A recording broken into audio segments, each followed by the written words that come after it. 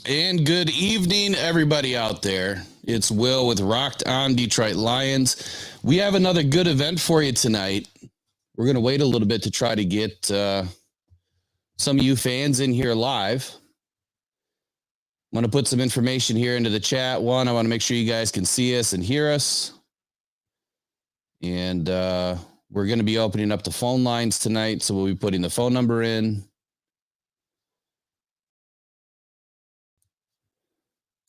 And we should have a special guest tonight, someone who hasn't been on this show in quite a while. But tonight's show, here's what we're going to do. We're at the midway point through the Detroit Lions season, and that's what we want to discuss tonight. Want to get your takes? You can call into the show at 313-312-0348. That phone line will be open here probably 15 minutes or so. But our goal tonight is to kind of do a little bit of radio style and get you guys to call in and send us your takes. We'll talk about it. You can say, whatever you want about the Detroit Lions. We'll have a couple of questions for you, just kind of get your ideas as to where the Lions are at this point in the season. What do you expect for them the rest of the season? And just kind of have a conversation about it. More importantly, we'd love to know about you as a fan. How long have you been a fan of the Detroit Lions? Are you a season ticket holder? Have you gone to any games yet? Favorite players, the same old stuff, right? But this is our first annual live chat Q&A. And the goal is the fan, always the fan. So do us a favor. Make sure you send us a message in the chat that you can hear us, you can see us, and we'll get rolling here in just a few minutes. It's a little bit of a different event where I don't have a ton to talk about, but what I can tell you while we're getting started here is I'm thoroughly excited with the way that the Detroit Lions season has gone so far. And quite honestly, I'm blown away by just how well they're playing. I did not expect. All right, we got some chat here. Mike Miller's in. What's up, man? He says, all things Lions. Will, you got it. All things Lions tonight. If you want to call in, the number is going to be 313-312-0348. I'm going to open it up here in about 15 minutes. And we want to get some of you guys on the line, talk about the Lions. Jeffrey Jeremiah, thank you. Can see and hear all good. Appreciate it. We do have a special guest that's going to be joining us here in just a little bit. But like I was saying, look, I'm really excited for this Lions team. I know a lot of you guys, the majority of Lions fans, were not happy about the trade deadline. But I got to tell you, I put out a video breaking down DPJ and his ability, and what he brings to this team is unique. It's something this team hasn't had all season. Marvin Jones really didn't do much for us for whatever reason. I mean, he's probably battling a lot of mental stuff this season. Whatever he had going on with his family, I'm sure really detracted him away from the game, or detracted from his game, pulled him away mentally. So to bring in DPJ, look, you guys should be excited. This guy is aggressive. He's going to go after and get the ball. He's going to work his way towards the ball. And he's a fighter, man. He's somebody that in the red zone, we now have another weapon. Look, we were one injury away from catastrophe in that wide receiver room. JMO just hasn't clicked yet. He still has plenty of time to click. And you know what? If he clicks in December, I'm okay with that. I mean, you might hear, different story between now and then from me, because I'm going to tell you like it is. But if he clicks in December and we're on our way to the playoffs, I'll be just fine. So, all right, before I go any further, I want to get someone else's take. And I'm going to start with someone who hasn't been on the show in a long time. Someone you guys know. Someone I'm glad to be back. And his name is Andy. Welcome back, Andy. Good to see you, my brother. I think you're still muted. Not anymore. All right, brother. Awesome to have you back. Andy has survived a stroke that he had about a month ago now. I don't even know when the date is, to be honest with you, but October 1st. October 1st. So, yeah, just a month, just over a month. So how you feeling, man? What's new? You look good, sound good. What's new? Not a lot, Will. I'm I'm doing a lot better. I got so far a clean bill of health. I have no really long lasting issues going on. Still feel a little weak, a little kind of, here and there. But other than that, I feel real lucky and happy that I survived it, that I made it. It was scary. And Will, I got to tell you, thank you so much for that post you gave, when you got the news that I got it. And anyone here that's watching right now, I don't know if it's anybody who commented on the post that my partner Will put up, but I got to say thanks so much for the support and the kind words. It meant a lot. Definitely helped me get through the ordeal. I saw a lot of this stuff when I was in the intensive care unit, actually. So, Will, it's great to be back. Thanks for being patient with me, and I can see you've done an amazing job. And I know everybody's loving you so much right now. And everybody, it's great to see everybody again. It's great to be back. And Will, let's do this, buddy. I'm excited to finally get back at it. Well, we're glad to have you back, Andy. And Mike Miller, as you know, has been in this show almost since day one. And and he says, Andy, you were missed. Will ran a shit show since you've been gone. Just kidding. Glad to have you back, man. So, hey, it's all right. Look, man, health first. So any public service announcement you want to give to anybody that was in your situation? I mean, did you find out anything like, you drinking too much pop? Like, I mean, how do you avoid a situation like that? It's got to be scary. And, you're young, 3-year-old. So, I mean, to go through something like that at such a young age and, you take life for granted every single day and you're back and that's all that matters. And the show, must go on, right? As they always say, but it would have been difficult if it didn't go on, with you, if you weren't here. And if I didn't know you were healthy, it would have been different. So I'm glad to have you back, man. But what do you got to say to everybody out there about your situation, what you went through, and maybe how they can prevent it? Well, I can tell you right now, without divulging too much, I will say one thing that, watch your health. Every chance you have to go checked, get your blood work done. I know it sounds very medical and very, not the best. Yeah, the same old. You hear it all the time, right? It is. But, there's a lot of truth to it. I think a lot of us take our health for granted. A lot of us think we're healthy people and you're really not. And I'll just really quick, anyone listening, I'll just give the quick little backdrop. I was actually on Sunday, October 1st, sitting in front of the TV, just waiting for football to start. And I got the tingle up the left side and then the periodic numbness on the left side. And that was the trigger that I figured something was wrong. So, listen to your body. Don't take it for granted. Everyone's got to take care of themselves. And that's what my doctors told me I need to do. It's exercise, eat right, the usual thing, but there's something to it. So that's really all I can say to people. I have a comment here that just came up that I saw from Scott Mollenfont. Andy sure has a pretty mouth.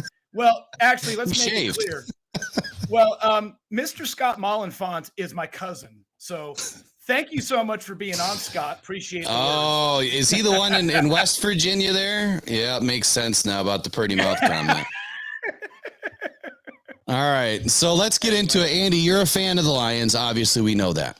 And this Detroit Lions team has been playing lights out this season, albeit a couple of games.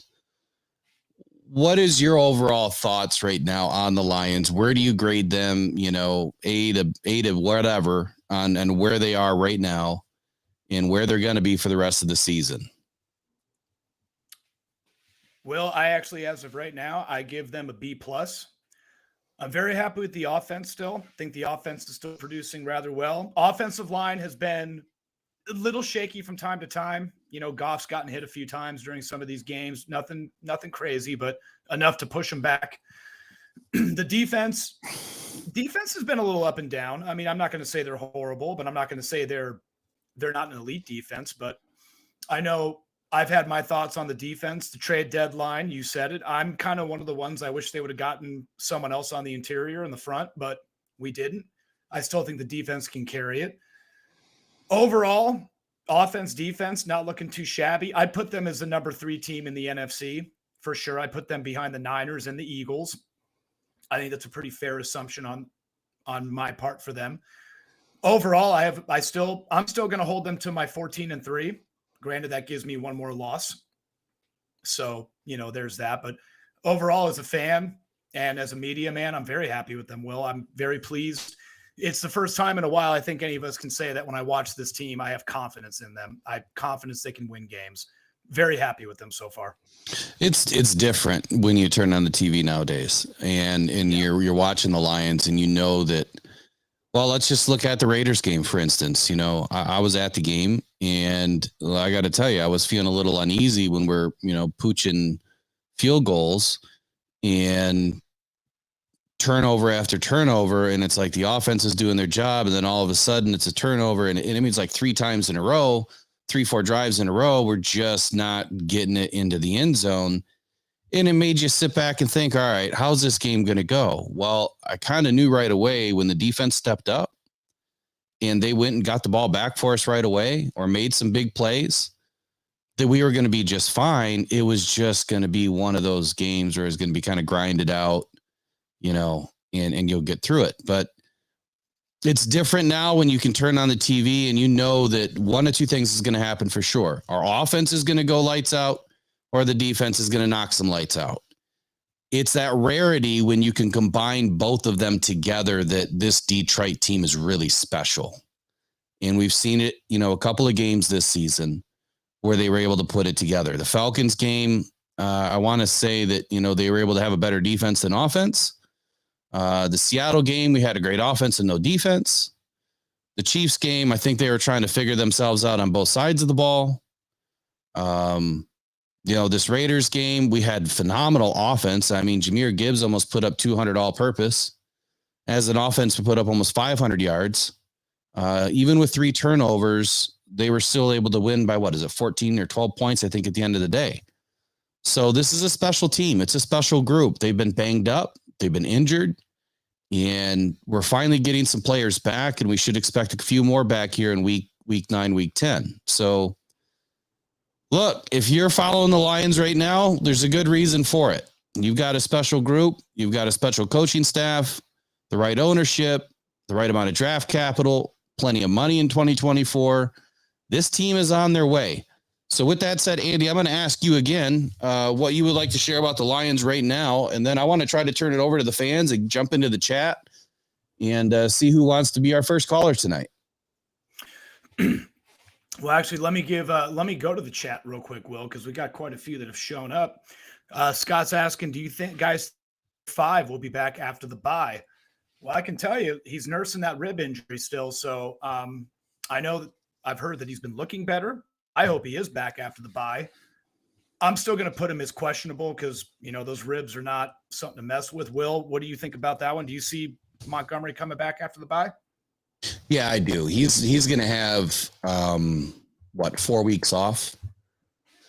So unless he, re-aggravates this injury during practice after this week, he should return in week 10. And let me just go to an update here that I just read earlier today. I want to find it. Detroit Lions. David Montgomery should be ready after the bye. This is per the Detroit Free Press. Oh, good. And they did cut Devin Ozigbo. They signed linebacker Trevor Nowaski in place of him. So I think that gives you some confidence that he's going to be back, right? I mean, when you move on from all intents and purposes, your third running back on the depth chart, you're expecting Montgomery to come back. The cautionary tale with Montgomery is, look, we've now been through 8 games. He's been injured in half of them? He's missed 3 games now? I believe 3, at least 3. I believe so. So that's the only cautionary tale I have right now with Montgomery. But where I'm not worried is Jahmyr Gibbs finally had a moment in a game, in a breakout game, that he now has the confidence that he can do it. Now, it was against a pretty piss poor Raiders defense, right? But I think that whenever you develop confidence, it breeds excellence, right? And when you have that and that's exactly what JMO needs. He needs one breakout game, and that'll start breeding that confidence that's going to turn it into excellence. So let me jump into the chat here for just a sec. I'm going to wind it back. Mike Miller said the offensive line has reshaped 7 times. Well, I'm not following this one. Have reshaped 7 times. It's the backbone of this team. Secondary still worries per the Ravens game. So I think if I understand what he's saying there is that the offensive line has gone through 7 different lineups and the secondary is still worrisome. Yeah, I can agree with that, Mike. I mean, the secondary, a few of us have wanted a cornerback or a safety picked up at this deadline. And Brad Holmes stood down, and that's fine. He knows something we don't. I hope he's not, resting on CJ Gardner to come back and be extremely healthy.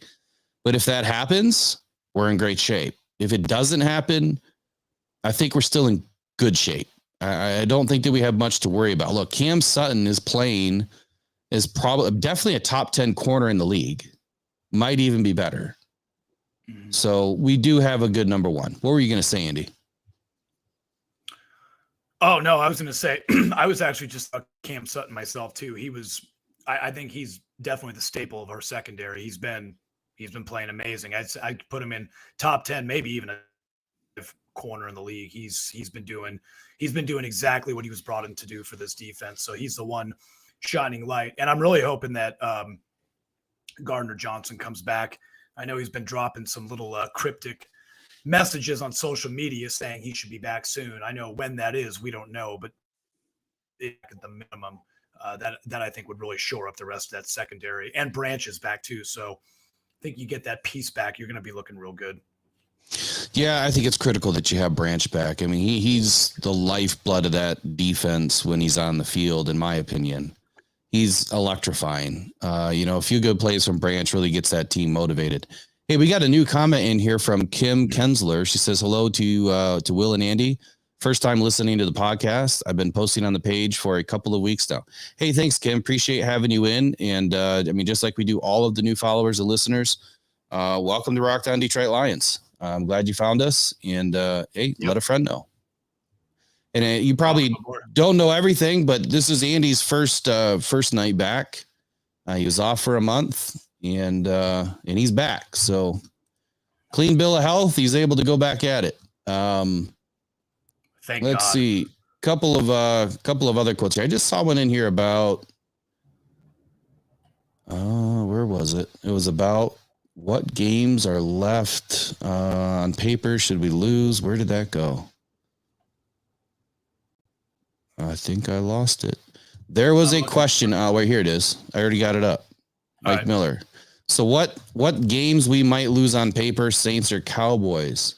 So, Mike, when I put out my predictions in the beginning of the season, I had us going 12-5. Andy, very popular short we did. He had us going 14-3.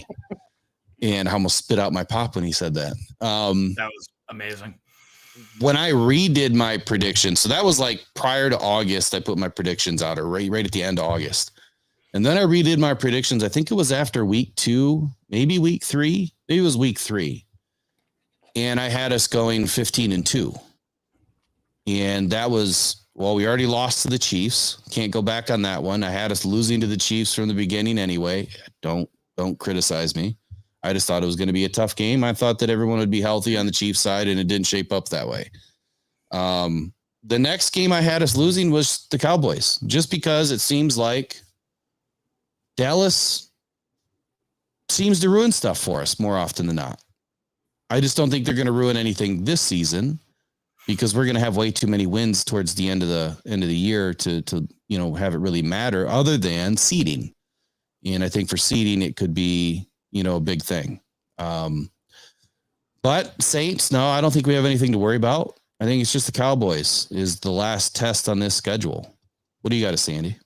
Yeah, actually, I was going to say, because if my prediction of 14-3 is correct, that is where my loss was going to sit, because and I think we could beat the Cowboys, but I agree with you. That was the one team that has haunted us for whatever reason, and they're the only team I could see as being problematic.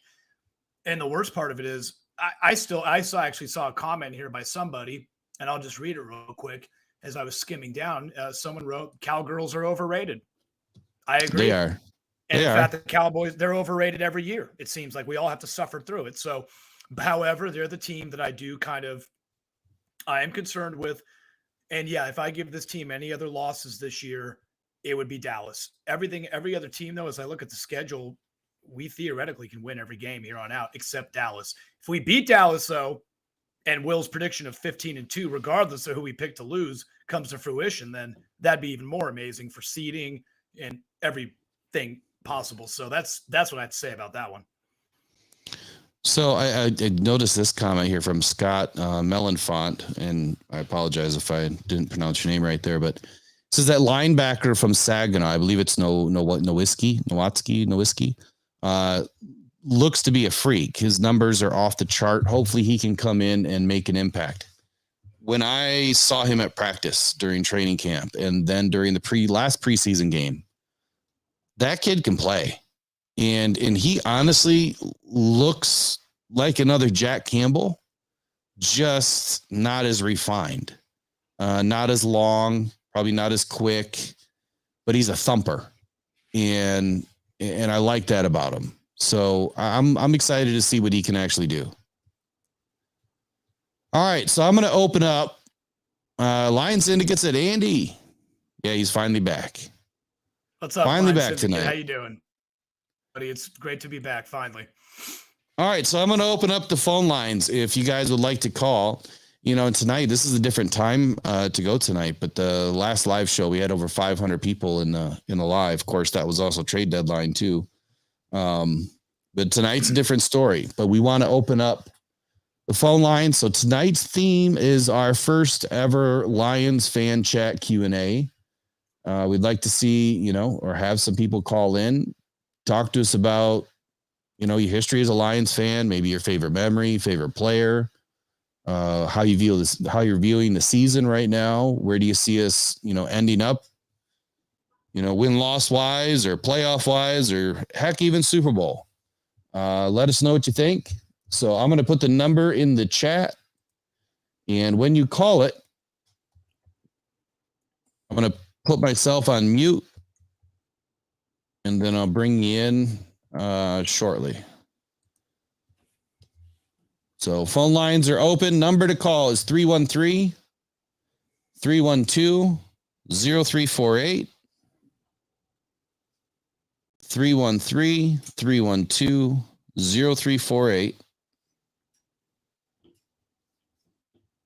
And we'll wait until we get somebody on the line. But until that time, I'd like to talk about predictions for the rest of the season. Can you see if that number actually went into the chat? I'm not seeing it on my side. Yep, it's there, buddy. All right, there it is. Yep, we got it. We're good. Okay, so predictions for the rest of the season. I mean, we were just talking about Cowboys' potential loss. Well, let's pull up the rest of the schedule here, and let's talk about it, because this division, potential conference, could be ours for the taking. Well, the division is definitely ours. I can promise you that one. Division for sure. But the way that the Niners seem to be banged up and losing games. All right, we got a caller. Hold on a second. I'll be right back. Andy, you can take it away for a minute. I got you. Well, I'll go through some more of the chat here because I've been scamming this over. All right, caller, can you hear me? You got to mute yourself, Will. Yeah, Scott Mollenfont, my good old cousin here again. Cowgirls are overrated. You're the one who said it. Yes, I agree. Every year they're overrated. Every year we gotta stomach that team. But it is what it is. Shandubi, how you doing, man? Or woman, I'm sorry. Seeing as Detroit has been adding hometown players to the team, I can see us looking into Sean Murphy Bunting from the Titans at some point. I like the story. I'll admit, I like the story that we're adding the whole, kind of hometown theme, hometown culture. I mean, it's nice, but, I got to also err on the side of, can they also do what they need to do to help us win these games and go the distance? So again, when Aiden came to the team, DPJ's coming to the team now, you are getting this homegrown talent that's coming here. And I think it's amazing. Absolutely. But let's see what they can do past that point. That's just kind of why I err on the side of caution with taking the hometown team as much as sometimes people do. What you got? All right. So I've got a caller on the line, Vince Mann. I'm going to bring him in. Okay. He lives in Virginia. We'll let him tell his story. Vince, you're on the line with Rock Down Detroit Lions. Can you hear us? All right, Vince, you're on the line with Rock Down Detroit Lions. Can you hear us? Yes. Can you hear me? Perfect. We got you. So Vince, tell us a little bit about you. You said you're from, or you're living in Arkansas. You're a longtime Lions fan from Michigan. Oh yeah, man. I'm nearing 50 years old. I mean, which obviously, hopefully nobody I know watches this that doesn't know my age. But I mean, I've been watching for a long time. I mean, obviously, it's you inherit the love of a team from your parents, and mine loved the Detroit Lions. And I think my first memory ever was probably watching Barry Sims jump over that guy and kick the other dude in the face. And that was the first 20 BS, and the second was Barry Sanders. But I mean, like I said, I've been watching for a long time, and I can't even believe. I've always tempered my expectations with this team, but end of last year, I mean, the hopium is strong. I got my own little. I'll put aluminum foil on the windows and have my own little hopium den, drinking my spiked Kool-Aid. And secretly just that whole pride thing going on, man. It's an unbelievable year. But yeah, your guys, your channel, your show, you have a great perspective. I mean, I've obviously being in Arkansas, and I'm in the digital age where streaming is everything. Like I can rarely catch a game unless it's on Amazon Prime, so I'm watching the quarterly highlights in between. Listening to the live show with Derek on Lion Syndicate. He turned me on to you guys, and I'm glad he did, because your show and again your perspective is phenomenal. So I appreciate you guys. Well, we really appreciate that, and definitely appreciate Derek over at Lion Syndicate. He's excellent. He does a good job. He has some wonderful personality himself. So let me ask you.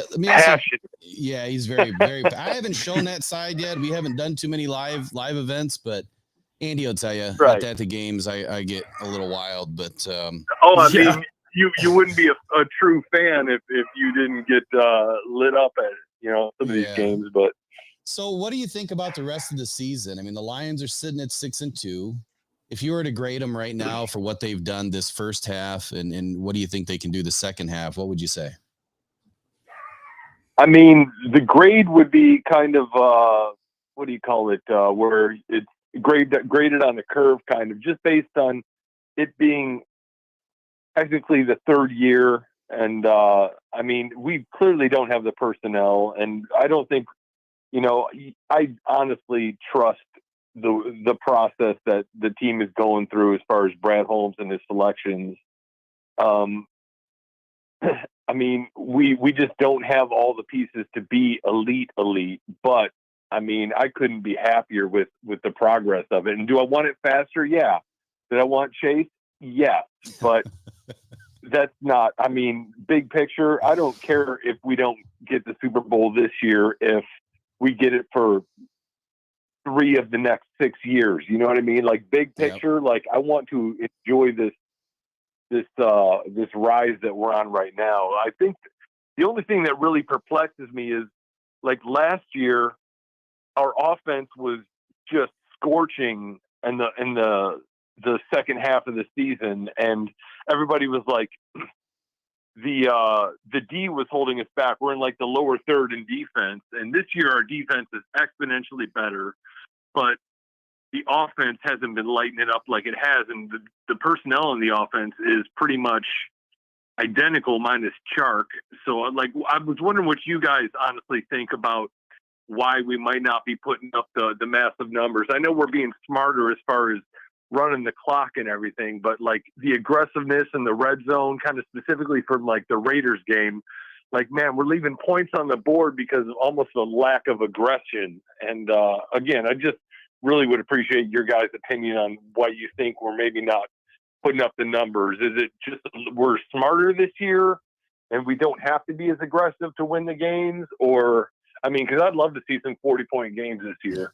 I think we all would, and I think this is probably a multi-point answer. I mean, one, you already hit it the nail on the head.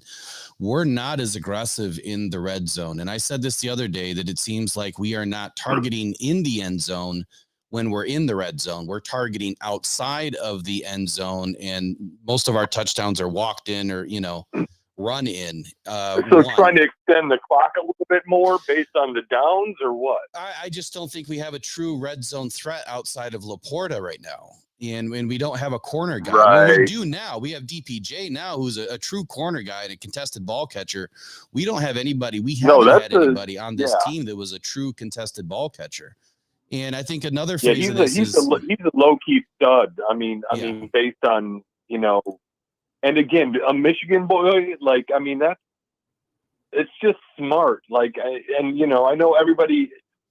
Anytime anybody's traded, like when we traded Hawkinson to the Vikings, like they were, I watched all the Vikings YouTube channels and they were like talking about how great he was, but like I knew he was a drop fanatic, like, and I knew that what his game was missing, but they don't watch your players as much as you do, and we're all hyped about him, about the new WR as much as anybody else, but I really do think he is a Lions guy, and I have to trust that we didn't just pick him willy-nilly. Like the same scouts that have been making us hit home runs in the draft are the same dudes who have been looking at these free agents or the possible trades. So like I completely trust that, and I really am glad that fans don't have anything to do with the draft or free agents or trades or anything, because man, there's some ludicrous stuff that people say. We'd be broken, and I have my own broken ludicrous side a thoughts year. too.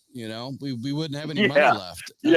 So I think the second and third point is this offensive line's been banged up. We've been through a lot of different formations on this offensive line, and then you're looking at Monty, who's missed almost half the season already with injuries. So last season we had Jamal Williams, who was Mr. Consistent, pounding it in the red zone.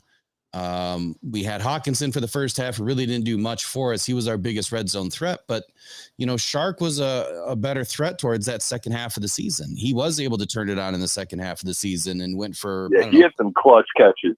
He did, and he was more of the deep ball guy. We just haven't clicked on the big deep ball yet. I mean, Goff has 35 passes over 20 yards right now, ranked second. Yep, I saw that today. Yeah, that's phenomenal. So we'll get there. I just think I think it's a scheme thing too. Look, you put everything out there year one. Last year was the first real season that Ben Johnson did his thing. Teams are going to kind of catch on year two to some of the things that we're doing. And I do think I agree with you that we're not as aggressive because they are being smarter with the clock and trying to control the clock and time management so they can get in and get out. They don't care if they win by 1 point or 20 points. They want to win the game. And I think that's a much smarter way to play. It's not good for the fan that wants to see these high flying scores, but a win is a win is a win. Of course, I want the grandioseness of it, but it does feel like Ben Johnson has plays deep in his pocket, and they're holding out on some of these players where they're not pushing some of these plays to the potential that I think they know the players can play to, because they want to get deeper in the, they want to get past December and get into the playoffs. And, because, Ben is, when it comes down to it, like there are plays that he could pull out, like Amon-Ra not throwing the ball yet. That would have been a tutty, but again, they didn't need it. Right. But, there's certain things that, I know Ben can scheme it up when need be in the defense, even though the defense has been beat up. Like you said, the offense line has been beat up, but they've been coming through clutch. Like, we had a turnover, which led to a turnover on the Raiders side, like next play, the defense is stepping up. So it's rewarding to know that, you don't have that dreaded feeling of like, well, there goes the game when one bad play happens anymore, which again is, having watched the Lions as long as I have, like, man, I'm so happy with the direction we're headed in, man. But again, I appreciate you guys. I don't want to take up too much time. I'm sure there's other callers. No, you're great. We appreciate You're you fine. calling. And I want to say this. Jeff Addison just gave a really good comment. He said, good teams have blowout wins, great teams cover. And I think that's a nice statement. I mean, we're going to have both, right? But I think covering is the most important thing. Just win the game. So, hey, well, thanks. I mean, thanks for calling in. I appreciate the thought you've given. Yeah. Yeah, we appreciate you calling in. Feel free to call in at our next live. And again, thanks to Lion Syndicate for sending us or sending you our way. Right on. Shout out to Derek. Appreciate you guys, man. All right. Take care, man. Have a good night. All right. Thanks, buddy. Later. Yep, bye-bye.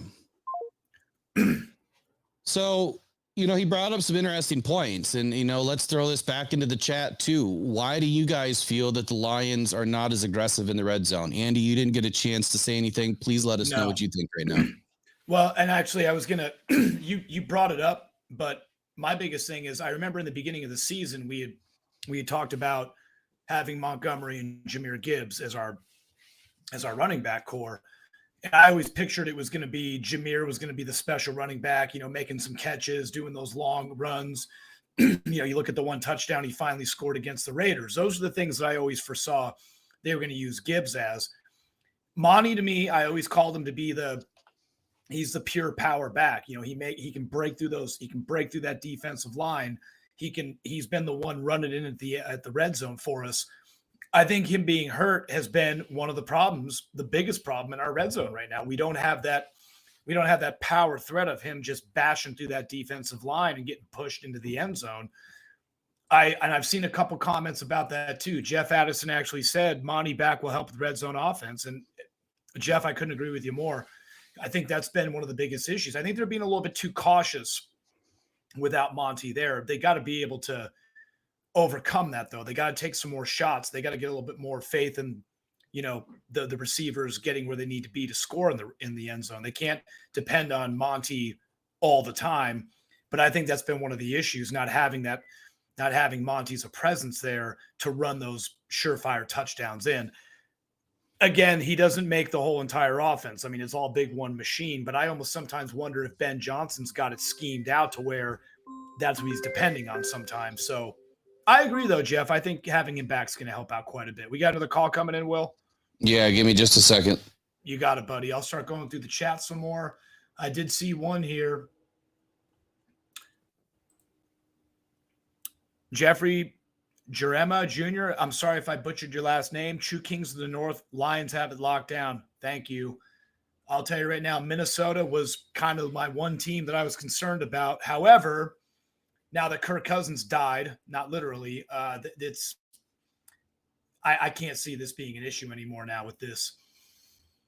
And then my good old friend Scott Mollenfont, what do you guys think about Minnesota losing Cousins and getting Dobbs from Arizona? I think it's exactly what I said. I think Kirk Cousins is gone. Minnesota's done for the year. They'll finish second behind Detroit. Excuse me. But that's going to be pretty much it. As Jeff, our viewer and our listener, Jeff said, they've got this whole thing locked down. I think there's going to be no issue. Go to Kim Kensler. Thank you again for listening and watching. I think there will be 13-4 Cowboys and 1 North lost. Again, Cowboys, I agree. Hold on one second. All righty. Oh, no, go ahead. I'm sorry. Go ahead, Andy. Okay. 13-4 is Cowboys and 1 North loss. Cowboys, I agree with you, Kim. I think they're going to be the loss. I don't think they'll lose any of our division games. In fact, before the season started, I don't even know if I told Will this, but another prediction I had was that the Lions were going to go 6-0 in the NFC North. I don't see any reason why they should lose any of these games. But if we were to pick one of them to lose, if there was one of these teams that's kind of finicky, even though he's out for the year, I'd almost have to say it would be Minnesota would be the team we'd maybe lose to.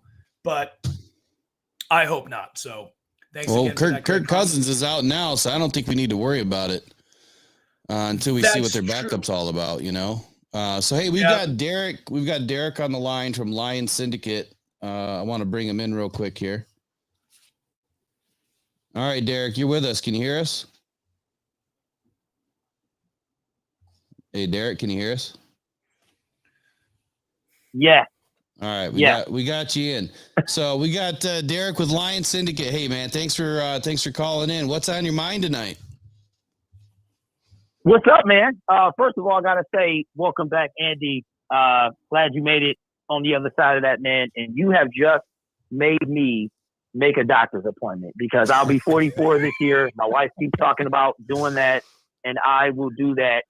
You know, as men, man, we go to the doctor if we don't have any limbs. That's when we'll go. So I appreciate that you made it on the other side, bro. And yeah, go Derek, ahead, man. I'm Go going ahead. to say no, Derek. It's a pride thing with us men. We it's almost, unless we're on that stretcher tied down, we don't want anything to do with it. But you got to, again, Derek, do yourself a favor. Listen to your body. It's the best thing you can do. And it's good to, thanks for the kind words, man. I really appreciate it. Good to talk to you because I know I've seen you on here a lot, and it's good to actually hear your voice and get some input from you, buddy. Welcome. Oh, no doubt, man. When you said you were the same age as me, I was like, oh shoot, I bet my wife been telling me, so I need to do that. But it's good to hear you back, man, and stuff like that. But Will, shout out to Vince, man. When I heard, I was like, wait a minute, Vince is in the building. He's called, and he was being nice. He said I was passionate. He could have said a lot of other things, man. I appreciate that. No, but he was great. But he was great. Yeah, Vince is solid, man. I just wanted to say that, you know, I wish we would have got somebody opposite Aiden, because if you look at the statistical pressures for us, we lead the league, or we're in the top 3. And then when you look at sacks, we get sacks against bad quarterbacks. 18 of our 21 sacks have come against 3 teams, and those 3 teams have had horrendous quarterbacks. And I don't think any of them are playing well. Jordan Love, and then Desmond Ridder, and another guy as well, the guy we just played. So I'm disappointed because of the opportunity we have this year. We have an opportunity to come out of the bye with potentially the first seed. And the Cowboys have a tough schedule. The Eagles have an even tougher schedule. And we got kind of a cupcake schedule. So why not get somebody that can help Aiden? But I'm assuming that they're looking at James Houston to fill that void. What do you guys think? So for me, I mean, I'm in the same boat. Like I wanted somebody on the defensive line. You know that we've talked about it. And when I look at who do we have to go through, right? So when you get through the NFC, you've got the Eagles, the 49ers, and then you've got the Chiefs on the other side. Am I missing something, or are those the only 3 teams that I see as potential problems? And if that's all there really is out there, there might be a 4th. Why didn't we grab somebody to really beef up this defensive line, even on a half a year rental, and you didn't re-sign them? If that happened, I get it. They didn't want to give up 2024 draft stock, but yeah, go all in. But I think Brad is doing Brad things, and he saw this team winning in 2024, and that's what he's going to stick with, you know? Yeah. What about you, Andy? What you think, man? Well, and that's the thing too, is I'll be honest, I wanted Chase Young, or I wanted Montez Sweat, or I wanted Dan Hunter. I wanted Hunter from Minnesota. My biggest thing, the fact that they gave Chase Young away the way they did to San Francisco for a 3rd-round pick. When I saw that, I'm going, is that really all it would have taken for us to get him, a 3rd-round pick? And I think a lot of people could say that maybe Chase Young could be a liability. He does get hurt a lot. So I think there's that aspect to it too. My thing is, Derek, I believe in Holmes' plan. I have a lot of trust in him, and I know we say that a lot. But I agree with you, and I agree with Will. I would have loved to seen somebody giving Aiden some help, because Aiden's a good player, but he's not that player that can do it all by himself. He's not that elite player. That's why I would have loved to seen someone on the interior, on the other side of him, to give him that assistance he needed. I think teams like San Francisco, they saw that they were struggling. I mean, they win their first 5 games and they lose 3 straight. Also, AKA Brock Purdy getting exposed, but that's a different conversation for a different day. But I think the reality is they have that GM who saw, okay, we lost 3 straight games. We got to get this figured out. We got to shore things up. They wanted the defensive route. A lot of it, you could say maybe it was because they saw the way Detroit's playing. They may have to play the Lions because they know the Lions have the offense that we do. Bottom line, I have no issue with the DPJ trade, but I really wanted to see someone on defense come our way. Yeah, I did too, man. And as far as the record, I think I predicted them 13-4. I said 11-6, 13-4.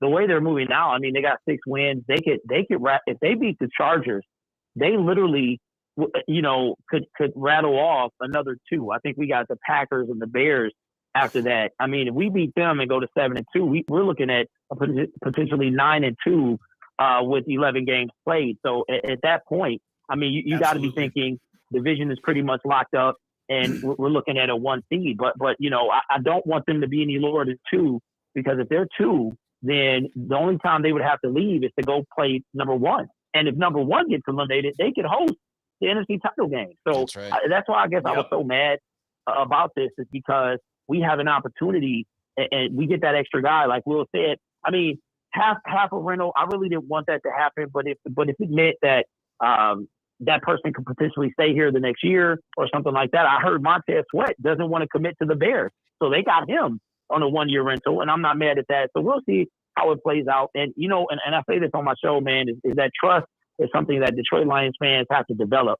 We have not had a reason to have it. And now for 2.5 years, this guy, I mean, he's had some misses, Levi O and things like that. So he's had some misses, but the majority, I would say 75 to 80% is like, you know what? He looks like he knows what he's doing. But then you have, for every St. Brown, you have a Trinity Benson. For every JMO, you have a Jahmyr Gibbs. So it's like we're seeing some studs, and we're seeing some duds and some potential duds as well. So next year everything's going to be harder, and we have to be that much better. But I will say this, and then I'll let you guys get back to the show, is that we're going to be in the best spot we've been in since I can remember. Money, with draft class and all that stuff, free agency, we can make some moves and take this thing to the next level. And Brad Holmes is going to have to do that, because the competition is going to be fierce. We're going to get all the number 1. We're going to win the division. So we're not going to be, we're going to come out and have a tough schedule to start the year. So he got to do what he needs to do, man. And I see us going, like I said, I think I think 13-4. I really do. I see the Dallas Cowboys, and maybe we get caught by somebody flipping somewhere in between that. So I think the Dallas Cowboys, that's going to be tough to play them in Jerry World again. But I think, and who knows what we're playing for by that? That's week 17. So we could be, we could have number 2 locked up or something like that, and be playing Hendon and such. So, but Andy, man, good to have you back, bro, and good to see you healthy. You don't even look like anything was wrong. And like I said, man, that's going to give me the because my wife was badgering me. So I'm like, you know what? I'm like, nah, that's all right. I'm fine. I'll be, I'll go when I have to go. But by then, you never know. So I'm going to go ahead and make that appointment, man. But I appreciate you guys. Will keep up the good work, and welcome back, my man. Hey, thanks a lot, Derek. And please visit Derek at Lion Syndicate. He does an excellent show. Hey, look, they know who I am, bro. They know me. They know me. Tell just by the voice. They can tell just by the voice. They know me. So be sure. I don't need no introduction, man. Be sure to visit him at Lion Syndicate in case you didn't know who he was. All right, man. Appreciate y'all. We'll see you, man. Take care, Derek. So I wanted to follow up on something. So everyone was talking about defense and how critical it was to get a defensive player. So I'm going to follow up on that. But I wanted to read this with Jeremy Smoking B here, kneecap biting with Motor City. He says, I personally think Brad was trying to get someone on defense, but no one was under the cap restrictions. So they settled with, swapping out Marvin Jones with DPJ. Look, I think that's 100% accurate. I mean, we did need another aggressive receiver, and we'll talk about DPJ here in a little bit too. But the other thing too is, look, these Lions, and Derek mentioned it, are in a very healthy position financially. They're going to enter the season with just under $7 million in cap space. With the way that things are shaping up and the way that the cap is supposed to increase, the Lions are looking to have around $75 million in 2024. Right now, they have 39 guys signed. After DPJ, that should be 40 now. So they should be heading into, well, that's for only this year though. So they'll have 39 guys signed in 2024. So they have 12 guys to finish out the top 51, right? For contracts. And they'll have about $55 million after the draft. They're going to have plenty of money. They're going to have plenty of draft picks in 2024 to go out and find us some more defensive guys. But the reason why everyone wanted defense is because of this stat right here. And I know there's a lot of Aiden Hutchinson fans out there. No matter what he does right or wrong, you guys love him. And I get it. And look, I love him. He's part of the Lions team. The biggest problem that Aiden has is he gets a lot of pressure, but no result, right? He got a few sacks in bunches last year, but Derek at Lion Syndicate also just mentioned something that was spot on. You get these sacks against garbage quarterbacks. Now, he wasn't specifically talking about Aiden, but that's what happened kind of all last season is Aiden's, well, he got a couple on, old man Rivers there with Rodgers, I should say, old man Rodgers. But he didn't get any in the big games, right? He didn't get any versus the Bills. Getting, Allen down is no easy task. But anyway, back to this stat. So when you look at pass rush win rates, okay, Aiden is not even in the top 20. So he's not even a top 20 pass rusher in the league right now with win rates. And this is all 2023 stats. And this was as of October 31st at 9 a.m. on ESPN. So that's concerning to me. Number 1, Myles Garrett. Number 2, Micah Parsons. Number 3, Boye Mafe, Will Anderson, Bradley Chubb, Arden Key, Jadeveon Clowney, Brian Burns, Trey Hendrickson, Hassan Reddick, Chase Young. That's why people wanted him. Chase Young is a top 10, well, top 11 on this list. Jonathan Greenard, Leonard Floyd, TJ Watt, Max Crosby, Bryce Huff, Nick Bosa. You get the point, right? It's great to get pressure, but if you can't get home, it's not really helping. If you're not flipping the field, if you're not changing the trajectory of the play, right? If you're not getting, the offense off the field quickly, if you're not dropping them for TFLs, if you're not forcing the ball where the offense doesn't want to go, it doesn't matter that you get pressure.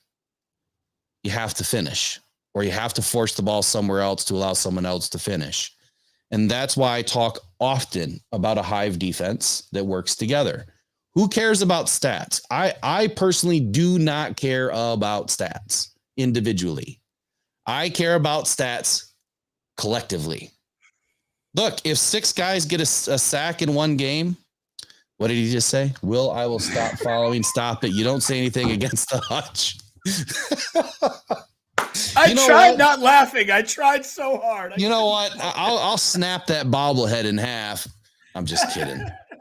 Oh, look, I love what Hutch is doing. I too wish he had some help because he does need a defensive tackle that's bigger than Aleem McNeil. Aleem, in my opinion, is just a little bit too small for what we need. We need a bigger guy that's going to get push, that's going to clog up some lanes, right? We need someone that's big, but also has length and also has some versatility and some speed. Hutch doesn't have that next to him. He's only going to be able to do so much on his own, and he needs some push, around him to be able to get home. But that's why everyone's screaming for defense because, of these stats here. And as far as double teams go, he's not even listed as a top 20 being double teamed either. And so I hear that quite often as well, that he's double teamed more than anybody else. Well, not according to this list by ESPN. And I don't like next gen stats because they have the chips in the shoulder, right? All that tells you is how close you are to somebody on defense. It can't tell you that you're actually getting double teamed. So look, there's a lot of mixed information out there, but the one thing that's not mixed is Aiden Hutchinson is not getting a ton of production right now, but collectively as a team, they're producing, right? That's all that matters. So when Hutch is getting his pressure, maybe he's helping the guy next to him. Maybe he's not. Everyone wants to see Hutch win. Don't worry about just Hutch winning. Worry about the team winning. You are a Sparty so much. Hey, you know what? I'll live, eat, and breathe my team. I don't talk about the Spartans on this show because this is a Lions show. But Andy's a Michigan fan, and he will also tell you he agrees 1,000% with what I'm saying right now. I do, actually. I do. And him, and he's as big as they come as far as, U of M fans. So look, I mean, it is what it is. This Lions team is leaps and bounds above where we thought they were going to be. They are. We've heard from one caller tonight that, look, the offense isn't as explosive as it was last season. The red zone is lacking in explosive plays. And what's this say? Did you guys see that even though he only had 10 snaps on defense, Broderick Martin was good at helping to free up the rest of the guys by taking on 2 to 3 blockers? I didn't see that, Jeremy. I appreciate you sharing that with us. You've got to get up on this show at some point too. Jeremy always finds these really cool stats, man. I don't know where he pulls this stuff from, but at the game, I can tell you this. Andy run this show was dead to me. Look, when I saw Broderick Martin playing, one, I was ecstatic. And I know Derek was ecstatic too, because we had been talking about it for a couple of weeks. Like, come on, Brad, you bring this guy in the 3rd round. When are you going to put him in the game? And he finally gets in. I think they rested Bugs versus the Raiders. And when I saw him playing, the guy lit it up, absolutely lit it up. But then there was plays that he didn't. He had good push at times, but then he also got pushed at times. He has too high a pad level. If you get up underneath him, he's going to get pushed back and he's not going to be effective. But when he stays low enough, he's able to drive into the backfield. A lot of the problem is the scheme where AG stays base defense against good quarterbacks. It's almost like AG shits the bed with the scheme.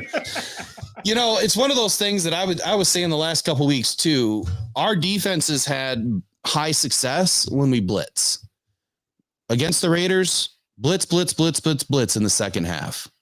So it was finally good to see that he did the right thing and he went back to what works. It's just that you're right, Jeremy. He'll do something that works for 2 quarters and then all of a sudden it disappears. Same thing with Ben Johnson. He'll do something that works for 2 quarters and then it disappears. It's like, why go away from something that's working? If it's not broke, don't fix it. Yeah. To say it another way, if it's not broke, don't try to fix it. Right. Right. Exactly. But I guess at any rate here, they're still having success. And they're taking their lumps, right? They're taking their lumps, in some plays and during some games, but they're staying in these games. So what do you got to say to all that little rant there? Sorry. Oh, no, I agree 100%. We've seen that time and time again. It's seems like it's first half bouncing versus second half or vice versa. It's they come out in one sequence, play a certain way in the first half, then they deviate from it. And it's like, Will, you pretty much said it best. It's if you're not going to, if what you're doing is working, don't change it. Don't try to get pretty. Don't try to get, don't play around with things. Just keep going what you had. It was obviously working. Right. So that's 100%. Yeah. I mean, so I just, that'd be something I'd like to see. I mean, even Ben Johnson, he's phenomenal offensive coordinator, one of the best in the league. I hate when I see him doing that. Like Mike Miller, look, I see your comment in here. You know that I'm right. And there's some people in here that are agreeing, like Hatter's House, who says, I'm already accepting Will's apologies. Come on now, Mike, who said that, pressures, where'd that comment go? It said something about pressures don't count unless it results in a negative play. Exactly. Unfortunately, they do count, but I understand what you're saying. Like, you can get pressure all day long unless it results in a TFL, a sack, an interception, a turnover, something. It's good to get pressure. You need pressure. You got to dial it up, but you got to finish. You just have to finish. That's all I'm saying. I agree. And we're not finishing for whatever reason. We're just not able. And I'm not going to go into this big diatribe about Hutch. Look, you guys already aren't going to like the video that's coming out next. I guarantee it. But when you provide video evidence of things, how can you not agree with it? It's right there in front of you. So I'm going to put the video evidence out there. It's not just going to be my talking head giving you my opinion. I'm going to show you guys some things that I'm seeing about a certain player, and let's talk about it. I'm not giving up on him yet, but we'll talk about it. And that'll be probably come out later on tonight. Honestly, I might release it tonight. It's Friday night. People will be up late. You can watch the video after this show anyway, or tomorrow morning, whatever. So what's on next? Who wants to call in next? Who dares to call in Rock Down Detroit Lions and tell us how you really feel, Mike Miller? I'm actually, I know we shouldn't be doing this, but I'd love to see Mike Miller call in and just give you all hell, Will. No, we can't do that. Can't do that. I know. No, I know. It'd be I really like to know what I'm doing wrong on this phone because it shouldn't be connected through Bluetooth. It should be connected through the hard line. Well, I'll get to some comments here. Shandubi, we need Crosby. I would love to have seen somehow Crosby, get over to us on this defensive line. That would have been, you watch the way he played against the Lions. You watch the way he plays against any team. The man's a monster.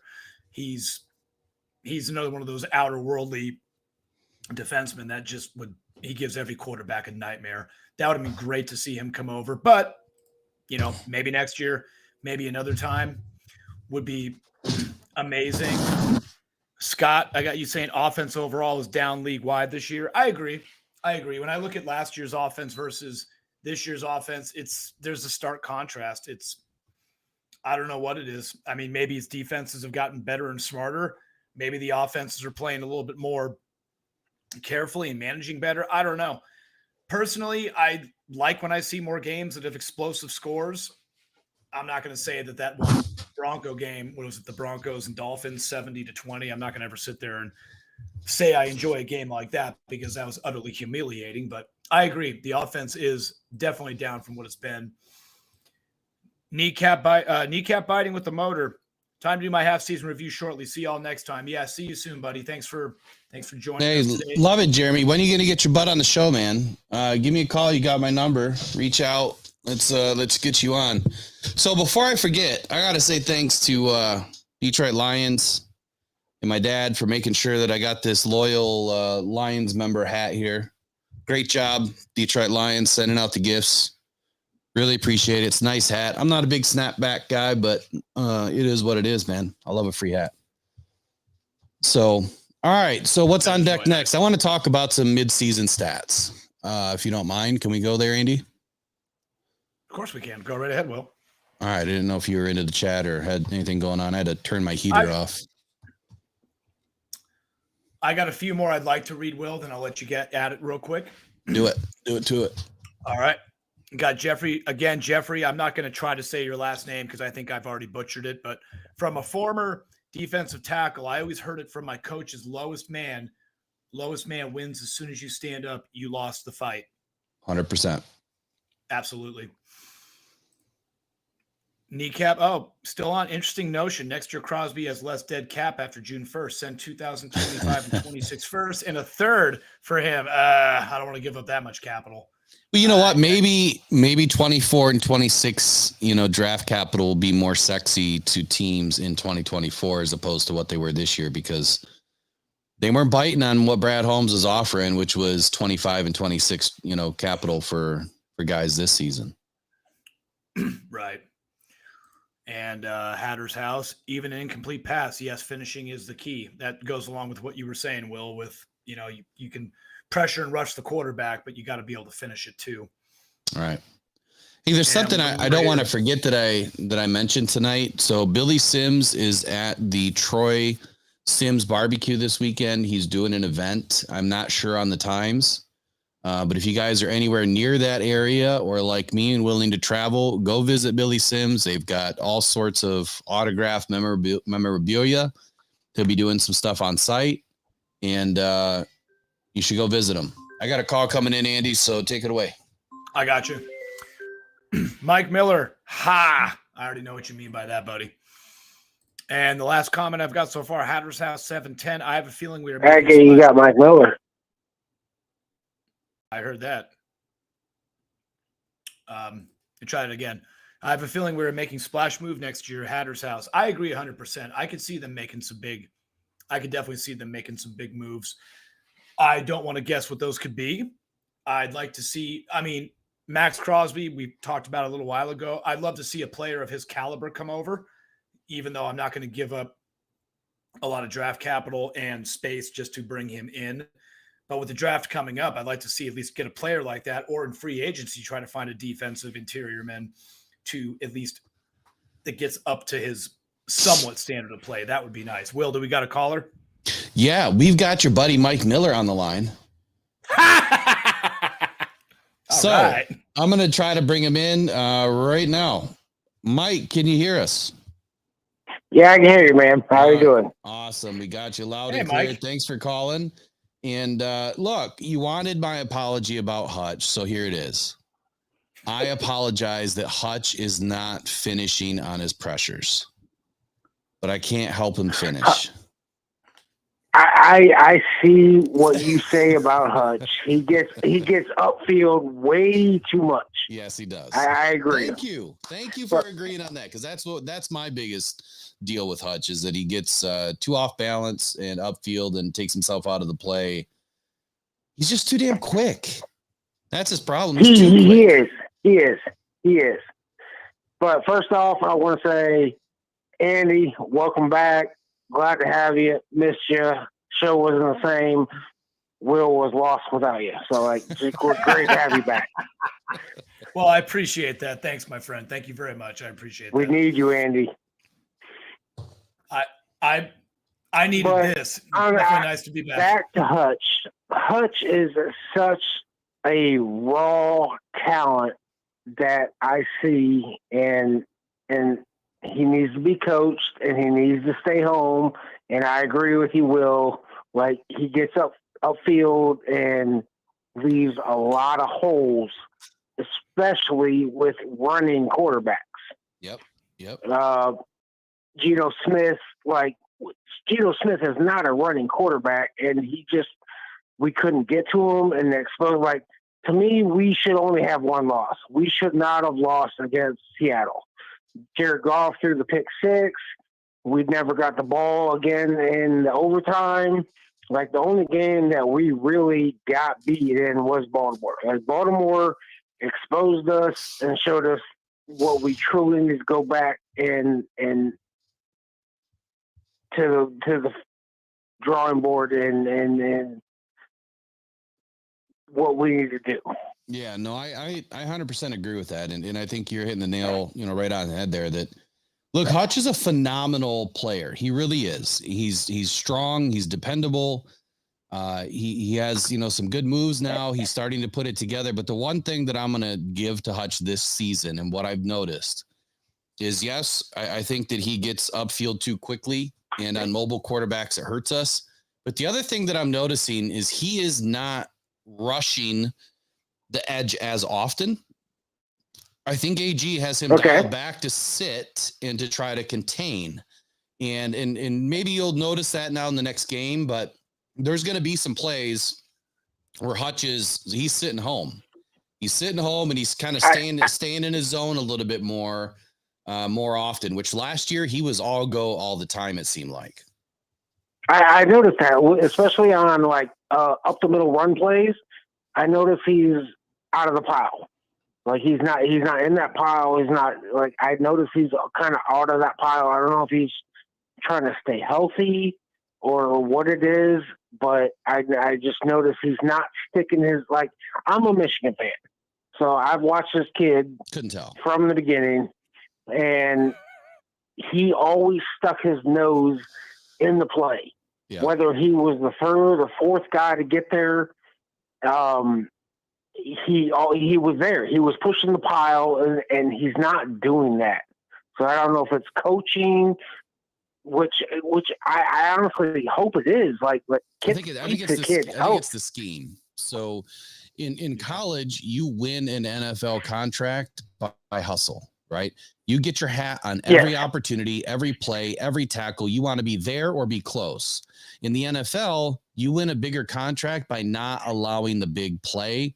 And by Hutch staying out of the pile, it's, look, I'm going to let my guys work that area and they're going to make the stop. I trust my guys. I don't need to take myself out of position to always be Mr. Cleanup, right? And I think that last season, what you saw is the guys didn't trust each other, right? They didn't trust the guy next to them.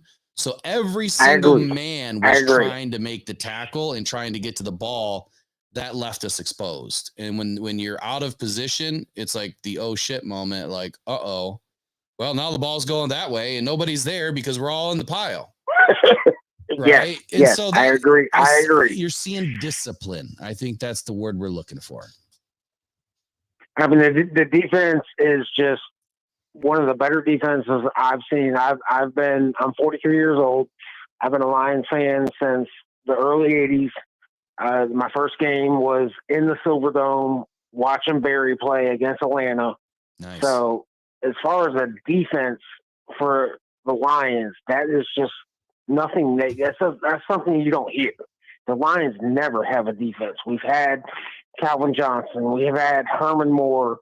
We've had all these explosive offensive weapons, but we've not had a defense. So it is so fun to watch that this defense and Anzalone step up, and Campbell and McNeil and all these defensive guys just come together as a unit. So I think we are a solid 2 to 3 seed. Like the Niners really, I got a best friend that is a Niners guy, and I follow the Niners. I know them in and out, and they don't scare me. The only team that really I'm with you is a threat is the Eagles. The Eagles are a good damn team in the NFC. So that's where I see our.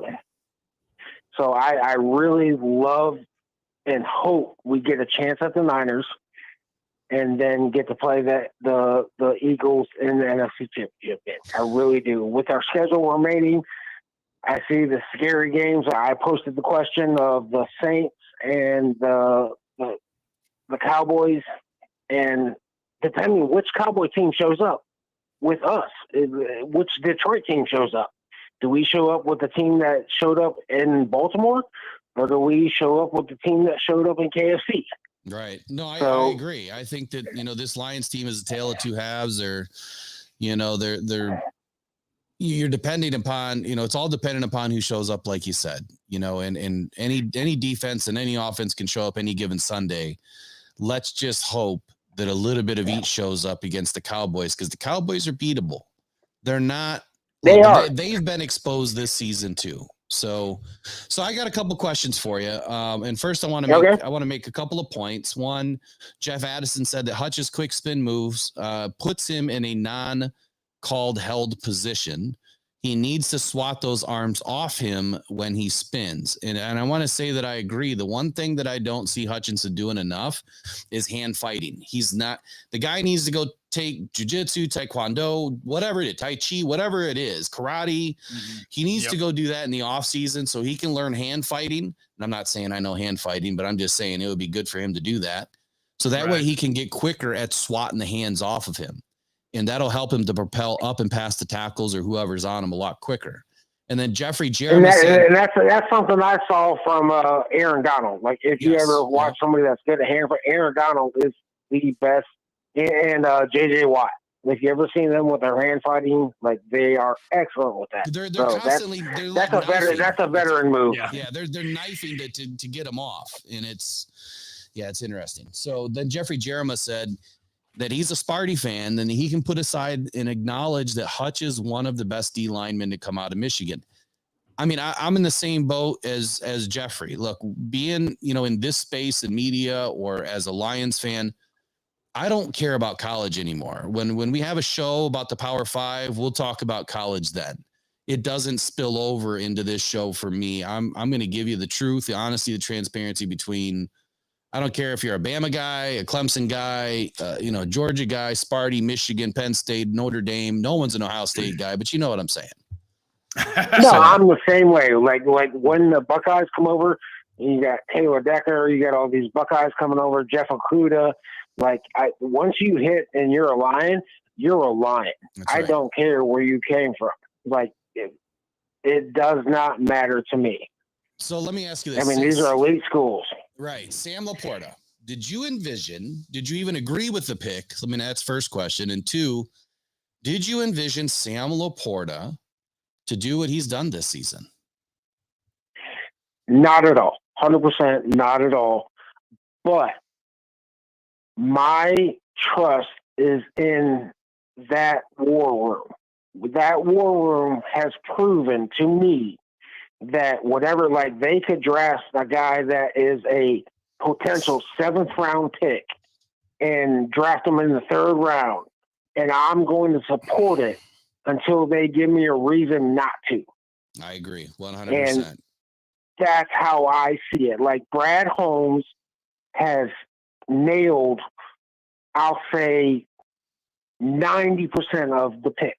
Yep. And that is a high rate for GMs. Even 50%. And I'm not even going to distrust what that man says until they prove me wrong. And since he's been in position, he has not proved me wrong. That's why I don't like the Gibbs haters and I don't like the JMO haters. Like JMO is really the only one that's kind of surfacing on maybe being a bust right now. But this kid really hasn't had a chance and hasn't gotten into the offense and has really, I don't think Brad has figured out what to do with him yet. So I'm like, these are 20-year-old kids that got talent that thrive. Like, just give them a chance. Like, our fan base that I see in the chat rooms, like, I can't even respond to half of it. Yeah, it's I'm tough like, some days. It's especially for I'm me like, to try to keep my mouth shut. I don't respond. Like, there's chat rooms that go on. There's 3,000 comments, 1,000 comments, and they're like, they're about JMO. They're about. I mean, you seen it. Like, Oh yeah. The early talk week 2 or 3 was Gibbs has got to go. We wasted a pick on Gibbs. I'm like, dude, Gibbs. I was like, Gibbs has talent. Like, I watched him. I seen him at Alabama. I was like, and if Brad Holmes thinks he's good, like, give this kid a chance. Like, he's just following behind Monty. Like, Monty is our 6'5" yard ball of dust, Big Ten type of football player, and this kid's got to learn the offense. He's got to learn what he's going to do, and then he proved it last week. He proved he can carry the rock. He did it. So you brought up JMO, and so I'm going to skip over my other question. We're rolling into week 10 after the bye. This will be his 5th game back. Where do you see JMO excelling by week 14? Do you think that he's going to have a breakout game over the next 3 games, 4 games? And if he doesn't have any sort of a breakout game, what are you going to call him at the end of the season? I don't even judge him on this season. Like, I'm not judge, executioner, anything on JMO this season. Like, that's unfair. Like, right now, for some reason, I see Jared Goff kind of, and I am the biggest Jared Goff supporter. Like, when we traded for him in his first year, his first year was trash. And I was talking about, I'm like, I don't know about this dude. Like, I was like, I don't know what we did. But his second year and what he did, and I was like, he proved himself. He was efficient, and he got the wins. We started 1-6, and then he started to prove himself. I was like, this Jared Goff dude, like, he's starting to play like the Super Bowl Jared Goff guy. But these last couple of weeks, like, Jared Goff has not looked like himself. He's not comfortable. I don't know if it's the offensive line, but like these last couple of weeks, like, it's not the same Jared Goff we've seen in week 2, week 3, week 4. The last couple of weeks, like, he's looked uncomfortable. Well, I think he's uncomfortable because his line's beat up. His main I agree. I agree 100%. Running backs beat up. His wide receiver was sick. But put the excuses aside, we'll add some more to the fire. And in his first season, every single wide receiver that the Lions went out to get was pretty much done off the team, hurt by week 1. He had 0 weapons besides Amon-Ra in 2021, and Amon-Ra decided to finally show up sometime in like week 10 or week 9. Yep. So he didn't have anybody. We didn't even have a good, we had the same running backs, but Swift was always injured. Jamal Williams was still kind of figuring out what he was going to do. The first season, Jamal Williams was only good for 4 or 5 yards. Like, I am so tired of the Jamal Williams, and like when people got mad that we traded him and he had the most touchdowns, I was like, he only scored from like 3 or 4 yards in. Like, he never broke a 30 or 40 yard run. Like, he did. Jamal Williams was the most overrated back that Detroit's ever had. He broke a couple of 50-yard runs last season. And I see what you're saying. Yeah, I see what you're saying. He's more of a power Yeah. back. He was a goal line. He was a Lamar Blunt. Yeah, he was. I mean, He was definitely a hammer, but he did average more yards. And in this, I already broke it down. I'm being honest with you. He averaged more yards than Monty did per score through the first 4 weeks this season than same as what Jamal did last season. To me, the best It's just hard to see it off-season sometimes. news I heard, like between the draft, Gibbs, and everything, the news that got me excited is when I seen we signed David Montgomery. Yeah. And when we see him in their division, I'm like, this dude is a baller. He's a tough guy. He can catch the pass out of the backfield. And like that signing was the one I was like, that's going to set our offense up.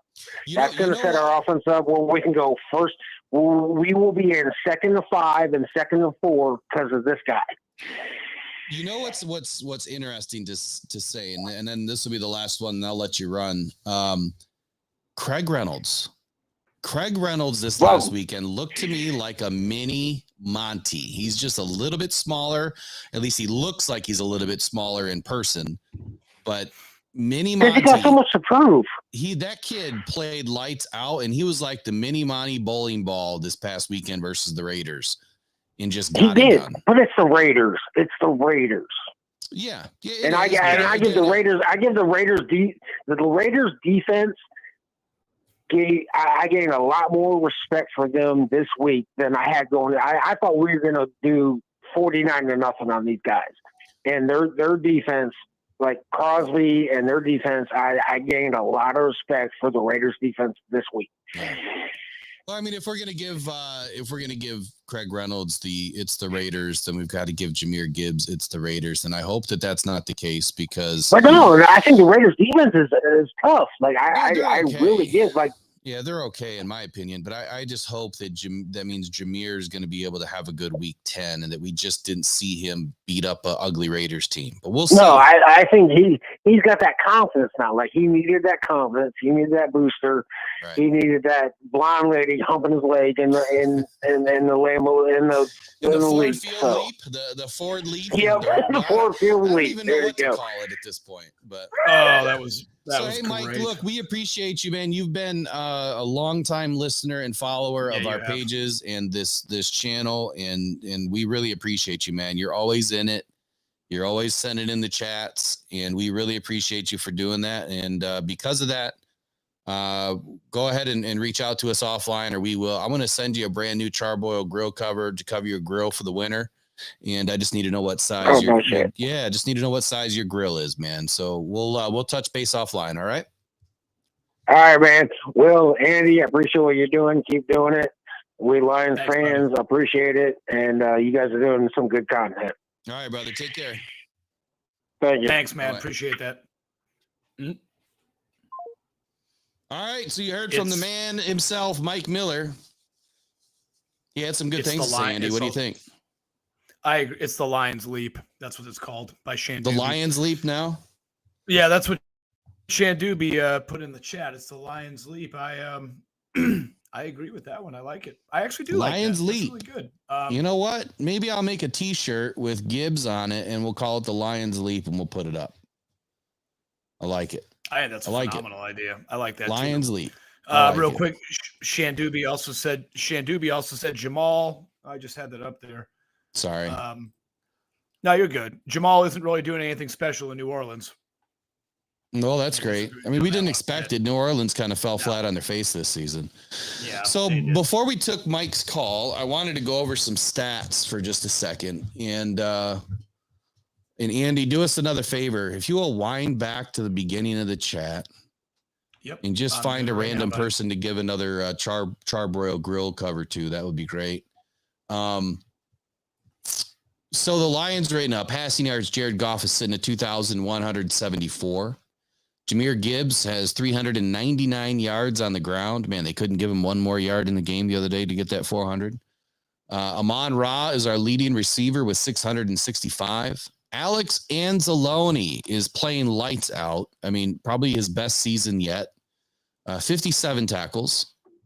And believe it or not, the liability himself, Jerry Jacobs, leading this team with 3 interceptions. I did not expect that. Kirby Joseph finally got an interception the other night. And as everyone knows, Brian Branch started the season off right with a pick 6. Interceptions are coming kind of slow this season. And I wanted to speak to that. That's why I wanted to start with some stats. Andy, were you about to say something?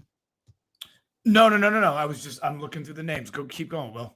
Yep. So when it comes to interceptions and other stats, what I wanted to point out that was interesting to me, and it kind of goes back to what we were talking about with Aiden Hutchinson and the scheme, and you're seeing Aiden kind of stay home a little bit more inside of his box on the edge, right? And he's protecting his zone from play to play. The DBs are not as risky this season. And I don't know if that's because CJ Gardner-Johnson is not with us right now, because when he was in during the training camp and into the first couple of games, I thought that I recognized a DB group that was a little bit more risky and more aggressive. But right now it seems like they're more worried on coverage than interceptions. And when you want more interceptions, that means that you have to take more risks in trying to cut off a pass and giving up some of your coverage opportunities. So I think the interceptions are going to come a little bit less because of that. They're trying to focus on scheme. And I feel like the same thing is kind of happening with sacks. I mean, of course you want sacks, but I think they're trying to dial up the scheme to protect the play, right? Keep the ball in front of them. Don't run past it to allow them to get past you. So if we don't see a lot of stats this season, and look, I was one of the ones that when everyone was saying Aiden was going to have 20 sacks and, what's his name? James Houston was going to have 20 sacks. I said, Aiden would be lucky to have 10. James would be lucky to have 8. I didn't see it happening. It's just not likely to happen. It really isn't, especially in a defense that has made some changes this season and added some different schemes that are not really proponents of picking up more sacks. So that's all I really wanted to jump in with the stats, just kind of go over a couple of keys. Alex Anzalone is our leading tackler. Tracy Walker, who got a late start to the season, right now is our 5th leading tackler on the team. Brian Branch is our 4th. Kirby Joseph is 3rd, and Jerry Jacobs is 2nd. And the one thing that I don't like about that and that means that either we're getting passed on way too much, which we are. We're leaving a lot of things open over the middle, or the defensive line is allowing too many plays to get beyond them. That front 7 is failing, and the DBs have to play cleanup. Or one other thing, you're playing in more of a nickel, which we are. So we have more DBs on the field, which means more opportunity for them to get the sack or to get the tackle. And I think that's the answer to it. I think that, playing in the nickel more, your DBs are going to have more tackles. There's just no ifs, ands, or buts about it. So halfway through the season, the Lions are battered, bruised. They've got some key injuries, and there's one other thing I wanted to talk about. Andy, I don't know if you picked up on this over the last week or two, but I was talking about IR designations and how the Lions, every team gets 8 designations to bring back, right? So if you get 8 guys to bring back, the Lions have already used 3. They still have 5 guys on IR right now. They just put Daly, I believe Daly's on IR now, so that's 6. He can't come back. I think he's having knee surgery. The Lions brought in Jake McQuaid as our new long snapper, who was the guy that we brought in, I believe it was last spring or this spring for camp competition. So you have Hendon Hooker, Matt Nelson. Who else is on IR? Hendon Hooker, Matt Nelson, CJ Gardner-Johnson. Well,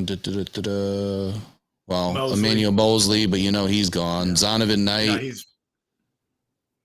He's back, but he probably won't play. Jason Kabinda, Matt Nelson, James Houston, Nate Sudfeld, Hendon Hooker. Out of all the guys that could come back is Hendon Hooker, James Houston, Matt Nelson, Zonovan Knight, CJ Gardner-Johnson. Those 5 guys. The difficult situation here is you only get to bring 5 more back. So after week 14, if anybody gets hurt and they require IR, they can't come back until the playoffs. Nope. So they're kind of thin there. That was the other reason why I thought the Lions were going to be active in the trade deadline. At least bring in one more defender to kind of shore up, these positions to say, okay, we at least got one more guy that if he gets hurt, well, so be it. He's done for the year. We'll bring in somebody else off IR. But now they don't have a choice. They're going to have to bring these guys back. And what are they going to do with Hendon Hooker? He was supposed to be active, I believe, for 6 weeks this season, which is, week 12, to be able to not lose a year on his contract, meaning the Lions will gain an extra year, if I understand that rule properly.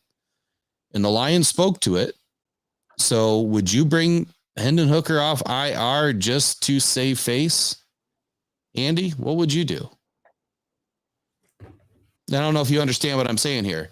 If they leave him on IR for the whole season, and I do. If he doesn't get active for 6 weeks, he loses an entire year of his contract, and he kind of restarts with a 4-year deal next season. Well, I think you do. I think you do activate him because what are you going to do with Teddy at that point? Because I know a lot of. Yeah, and that's the other issue. It kind of becomes like a one or the other. So the problem is, I think, and this is just an opinion, obviously. The problem I see is that if you leave Hooker and you don't activate him and you keep him on IR, then he could realistically demand a trade. He could ask to just be off the team because he's going to lose, like you said, he's going to lose a year of money from his contract. It's a very slippery slope because you're right. You've got Teddy still, which was brought in to be the viable backup for Goff in case Goff were to go down. I mean, we advocated for it. I think this whole, and it goes, and you're right. I mean, this is the problem. They should have taken someone on defense because we're still so thin. And this is just a very, I don't know, Will. I don't like it. I just don't like how, if somebody goes on the IR again, then they can't play till the playoffs. And then the problem with that's going to be is if by the time the playoffs start, are they even going to be healthy enough to come back and play the playoffs? So I just don't. That was my main concern and gripe with CJ Gardner-Johnson. Yeah. I didn't want to see us wait and then find out in week 18 heading into the playoffs, that he comes back and then all of a sudden he's hurt in practice and can't really make it, and then you lost Sterling Thomas, by keeping Mosley, activating. No, what happened there? So they didn't put Mosley on reserve pup. They activated him. And by doing that, we lost Sterling Thomas because they had to make room. We could have had Sterling Thomas, kept Mosley on reserve pup, and then it would have been a wash at that point because we would have Sterling Thomas right now. And I get it. He was just, an undrafted or whatever, but the guy was playing pretty well for the Cardinals at one point. As far as Hooker goes, though, look, it's one of those things where the Lions have an opportunity to pay him. They don't have to not pay him. They have that luxury of paying him. I don't know if he would necessarily demand a trade because he hasn't done anything yet. I mean, you definitely can't trade him now. It wouldn't be until the offseason. I don't think he's going to be ready at all to run this offense, even if Goff does go down. So I think you have to keep Bridgewater around no matter what. And lastly, that new rule. So even if you bring him back, he will count towards the 53. He just won't count towards the game day roster. So you'd have to find another place on the roster to put him. And I think that's the thing that hurts. I mean, you almost would think that when is the NFL going to expand the roster even to 55? Give them an extra couple of guys. They did it with the practice squad, roster. When are they going to do it with the regular roster? Expand it to 55, count the top 52, give them an extra $10 million a year in cap space and make it happen, because it's literally the difference of being able to win a game and not win a game just by having 2 extra guys on your team. You see it all too often every year. Right. All right. Playoffs. Did you say playoffs? Yes. We'd be lucky to win another game. I love that quote. That's funny. Yeah. No, Lions are definitely going to the playoffs. They've got to go. So we didn't talk about the schedule. So let's roll into it. So they come back off the bye. They hit the Chargers. Win or loss, Andy? That's a win. I think it's a tough game. It's away, but it's a win. I think it's close.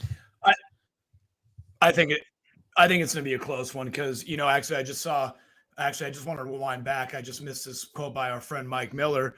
He said, how we're not talking about the Chargers. They're getting hot, huge game coming off by. I agree. I think it's a game they can win, but I think it's going to be a close one. Chargers have had a slow start, but I think they're starting to heat up. And we know Justin Herbert's a phenomenal quarterback.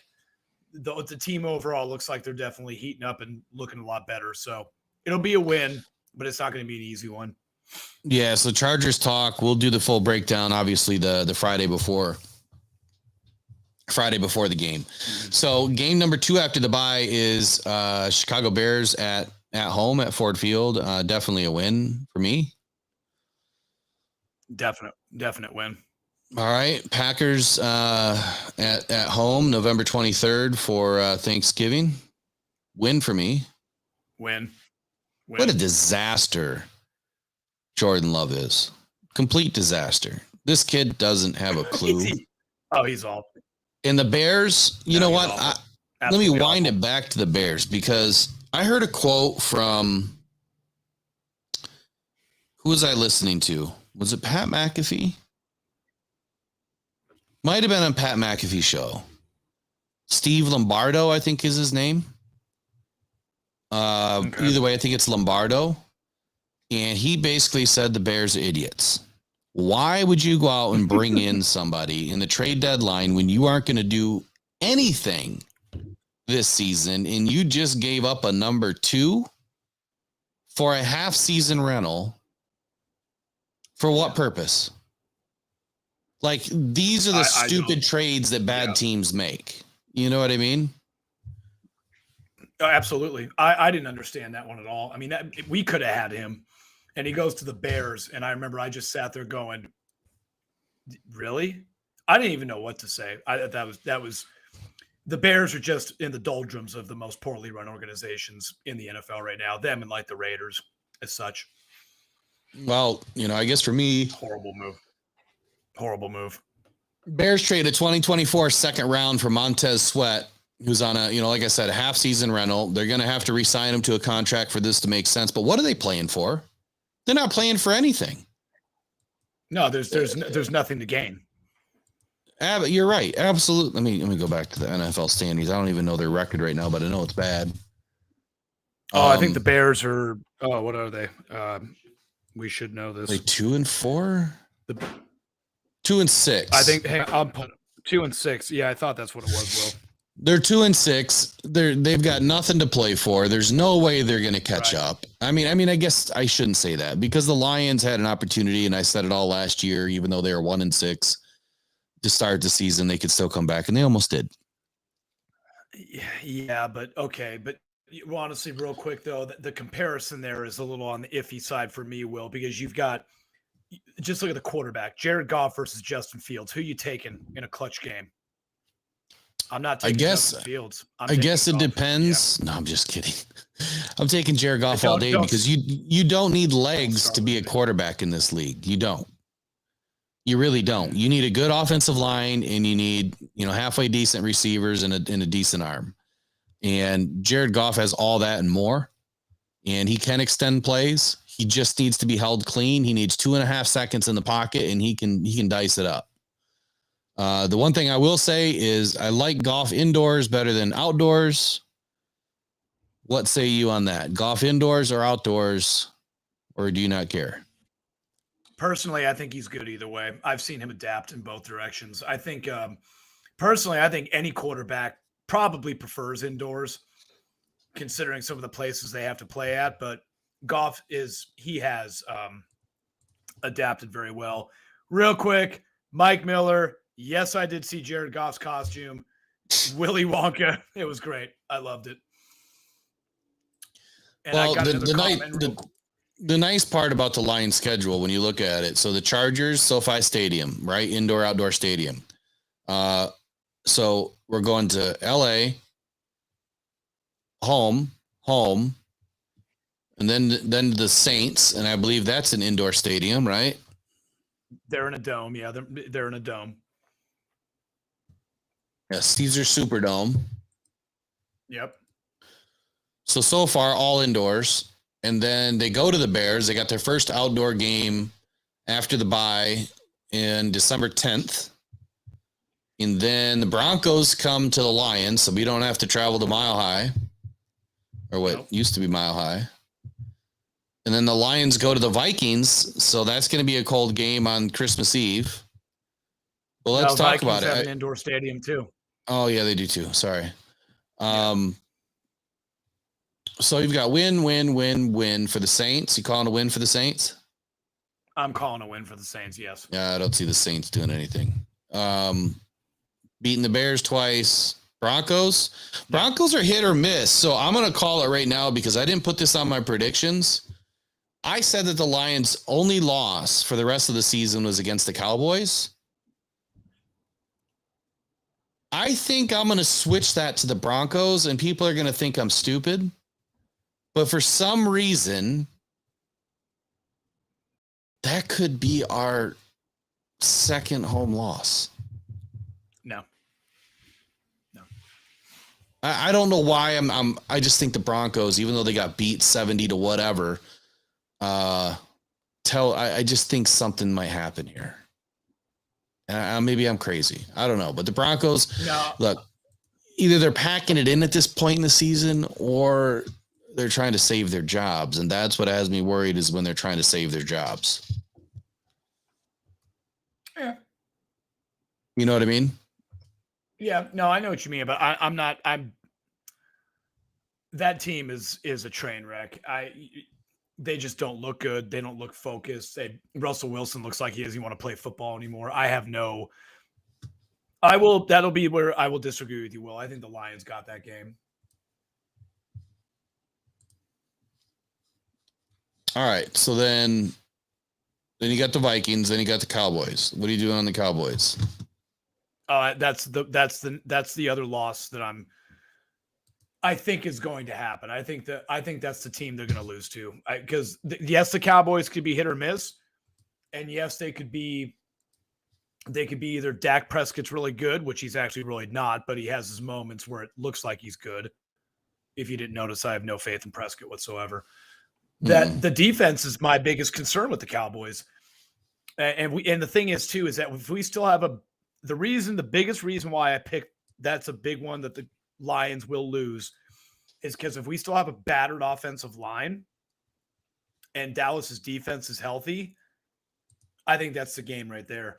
Now, I'm willing to be a little bit on the wiggle room side. If our offensive line is healthy and we've got our normal starting front up there to protect Goff, then at that point I could safely say we have a chance to win that game. But kind of like you with the Broncos, Will, I have that feeling inside that I think that's going to be the game we lose. I think we're cursed in that stadium anyway. You know what that feeling is, don't you? What? Yes. What? Fear. It is fear, yeah. I right. agree. So the Broncos just beat the Chiefs, right? They're on a 2-win streak. They beat the Chiefs. They beat the Packers. Packers, ooh, yay. But they barely beat the Packers, and then they beat the Chiefs by 15. So there's something there. It's just what team shows up is the question. And I think the same question applies to the Cowboys. What defense what Dak Prescott shows up.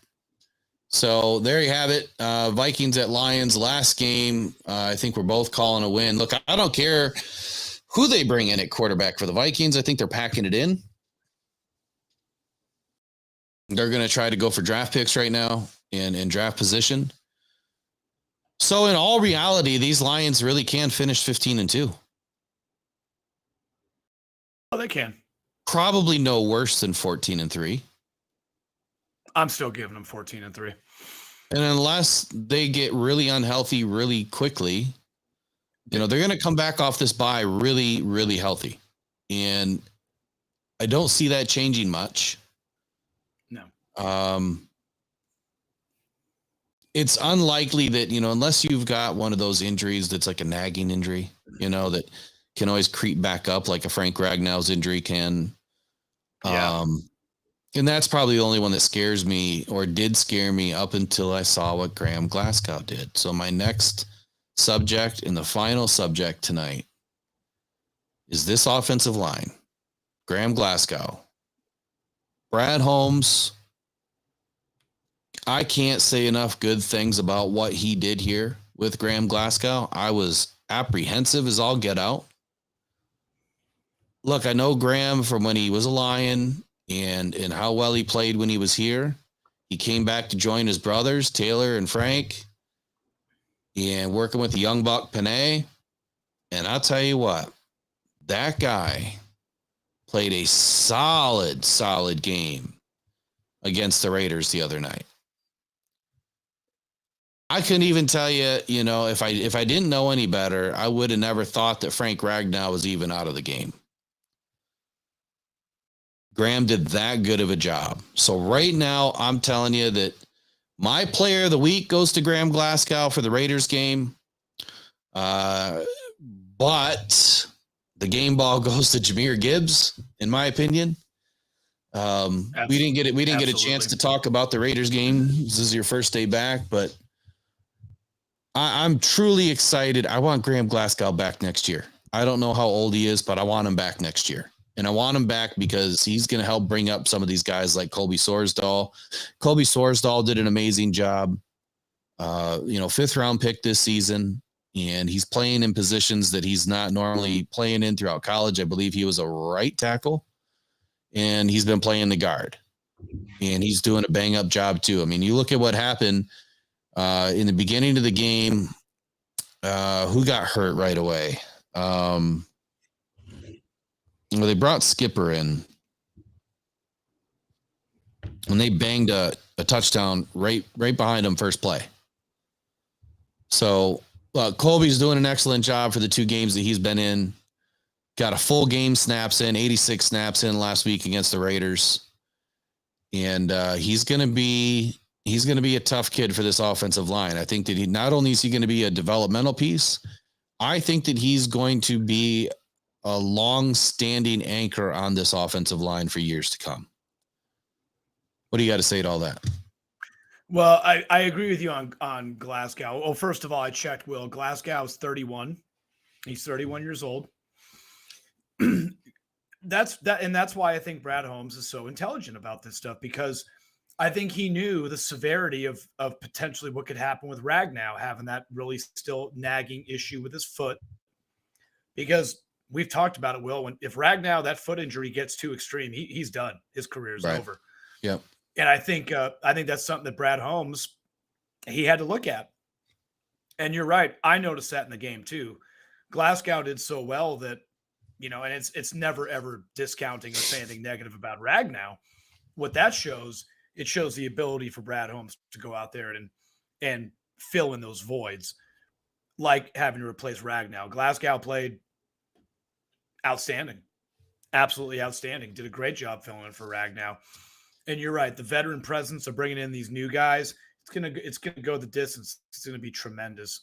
A lot of promise going forward with a person like that on the team. So, assistant coach of the year candidate Hank Fraley, offensive line coach. A couple weeks ago, I did a off the cuff episode where I did Hank Fraley, and I introduced Hank Fraley into everybody. Who he is, where he came from. what he's done in the league, what he's done in college as a player and a coach. And I tell you what, I made a comparison to Hank Fraley and Andy Reid. I think that Hank Fraley could end up being a head coach if he wants to be a head coach in this league at some point. He may not be there just yet, but with what he's done with his offensive line, Penei Sewell and Taylor Decker held Max Crosby without a sack Monday night, right? Now Max got loose on a few plays. He was unblocked on a few plays, but both of our bookends didn't let up a sack. And it's this type of play week in and week out. I mean, Hank Fraley has been with this team now more than 5 years. And he's been through the ups and the downs where this offensive line is rotating 8, 10, 12 different offensive line fronts throughout the season. That's a lot to keep track of, right? You're constantly pushing and pulling different guys' strengths in and weaknesses out and, back and forth. It's tough to manage because you got to know what each one of these guys does well and then how to scheme it up against the defense. And then, oh, by the way, if somebody goes down on a Friday or pops up on the injury report on a Friday, which has happened to us, you've got to be able to, be a chameleon and make it happen. And Hank Fraley's done an excellent job. So my vote for assistant coach of the year is definitely going to Hank Fraley. So, all right. I wanted to finish with the offensive line. The next thing I want to let everybody else know is there's going to be some new videos dropping just about every single day, different times. So do us a favor. Look, you guys are the best part of this channel. You are the ones that are truly sponsoring it and supporting us. And we appreciate it. So do yourself a favor, check below. If you guys haven't subscribed yet, please do. And at our YouTube channel, Rockdown Podcast Network, hit that little bell notification if you'd like to know when we go live. Yep. There should be some cards popping up at the end of the show tonight that'll bring it to another video. And then, just about every day we're going to have some new stuff popping up. Andy should be back for the long haul, or at least a majority of it. I will be. We're glad to have him back. We're going to be bringing in some special guests. We're going to be doing some former players. I believe this Sunday we are doing the Superfan show. So Sunday night, we should be bringing in guys like Mark the Pilgrim, Ron Crackman, Lion Eyes. Not sure yet on who's going to be able to make it. I'm going to reach out again tomorrow and see if I can't firm it up. If I've got to push it a week, I'll push it a week. But I wanted to do it in between, the bye week here.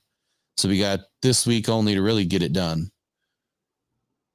And look, again, Andy, I needed that name, didn't I? So that we could give away that extra. Yeah, I got one for you. All right. Who do you want to give one away to? Jeff Addison.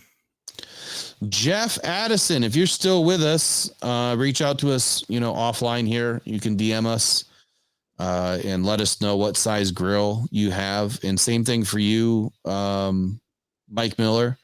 Just let us know the width, man. It's, whether it's 52 inches, 62 inches wide. They are charbroil or universal charbroil pellet grill covers. So hope you guys enjoy it. Keep your grill comfortable in the winter. You know what I mean? Thanks to our sponsors. Andy, what else you got to say so we can wrap this thing up? It's been a long show, almost 2 hours, man. Yeah, it has been. I want to say, everyone, thanks for watching us. Thanks for Will and everyone. Actually, thanks for welcoming me back. It's been great to be a part of it. Will, I missed you. Missed rapping with you, man. So I'm glad I'm back on here. I missed hearing your intelligence amongst all of this. Sounds like Mike Miller wasn't very happy with you tonight, but that's besides the point. But it's been great. Everybody, thanks for watching, and it's going to be a great second half of this season. And I'll just say it loud: One Pride, go Lions. That's right, man. That's right. So, all right, go One Pride, go Detroit Lions. Click the next link. We love you guys. Take care. We'll see you.